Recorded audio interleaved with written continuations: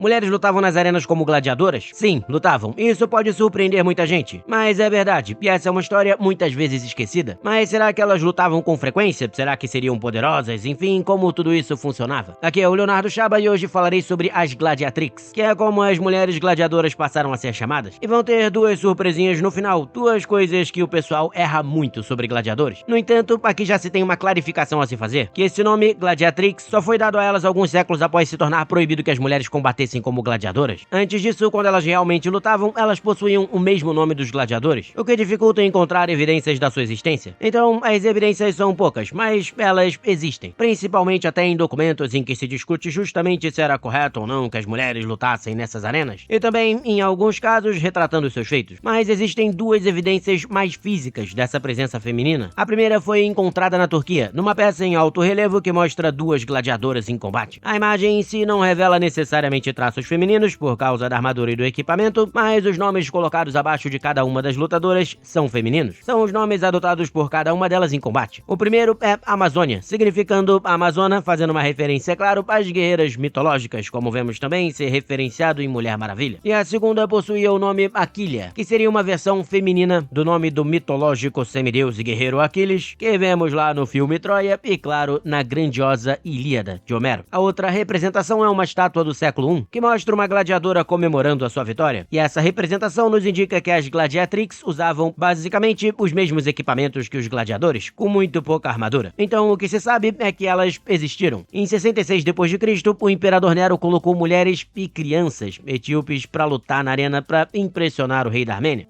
O Nero pode ir para aquele lugar, mas sim, isso mostra também que, como os gladiadores por muito tempo eram em sua maioria escravos, como vemos no filme Gladiador com Russell Crowe, certamente mulheres foram obrigadas a lutar em outras ocasiões. No entanto, com o tempo, surgiram gladiadores livres, entre aspas, que se voluntariavam para lutar nas arenas. Eram, portanto, pessoas livres. Todavia, quando se voluntariavam, elas recebiam um bom pagamento, mas basicamente se submetiam a serem quase que escravos do dono daquela companhia. Era um juramento realmente pesado, que os deixava completamente submissos mesmo. Até por isso, a maioria das pessoas livres que se submetia a isso vinha das classes mais baixas, em desespero, muitas vezes se tratando de ex-escravos e até de gladiadores que tinham conquistado a sua liberdade e decidiam voltar para as arenas. Mas, algumas vezes, até mesmo nobres se voluntariavam, de olho aí na fama e na glória das batalhas. E, bem, até imperadores, por muitas vezes, entravam nas arenas. Agora, os romanos, de uma maneira geral, não queriam mesmo que as elites participassem como gladiadores, e os imperadores que fizeram isso não foram vistos com bons olhos por essa elite. A prática era vista como um desvirtuamento, e essa visão era estendida também para as mulheres. Muitos romanos viam as mulheres gladiadoras como um exemplo do decaimento moral da sociedade e como um total desvirtuamento do que significava ser mulher. E é claro que, entendendo mais ou menos esse ambiente, era mais do que esperado que, em algum momento, mulheres fossem proibidas de se tornarem gladiadoras. E foi justamente o que aconteceu, ali por 200 anos depois de Cristo. Mas quão eficiente eram elas em combate? Bom, isso já é bem mais difícil de se precisar, até pelo fato de que os gladiadores, de uma maneira geral, eram colocados em lutas que fossem parelhas, de forma a serem mais interessantes para o público. Afinal, o objetivo principal era o entretenimento. E, ao contrário também do que a maioria das pessoas acredita e do que vemos em filmes e em séries, gladiadores também raramente lutavam até a morte. Mas por quê? Você me pergunta? A resposta é bem simples. Treinar um gladiador, cuidar desse gladiador e também alimentar ele era um processo longo e muito custoso. Logo, perder um deles era jogar fora muitas e muitas riquezas colocadas no seu treinamento. Então, naturalmente, não era e nem poderia ser algo comum de acontecer. Mas, de fato, é um pouco triste de se pensar nas razões pelas quais a morte era uma coisa rara. Então, exatamente pelo fato de as lutas serem parelhas, o mais provável, tirando ali os casos especiais, como o já citado evento criado pelo Nero, as mulheres lutariam entre si, como visto na peça encontrada na Turquia, tornando difícil as comparações. Além disso, a maioria dos registros históricos sobre elas não se foca tanto assim nos seus feitos. E mesmo quando se focam nesses feitos, há um certo ar de julgamento por elas estarem fazendo algo que era reprovável pela sociedade. Já as bestiárias eram um pouco mais respeitadas do que as gladiadoras. E essa é uma observação interessante de se fazer. Muitas pessoas confundem os bestiari, que seriam homens e mulheres que entravam nas arenas para lutar contra animais ferozes, com os gladiadores, achando que ambos são a mesma coisa. E, de novo, graças aos filmes e às séries. No entanto, os gladiadores eram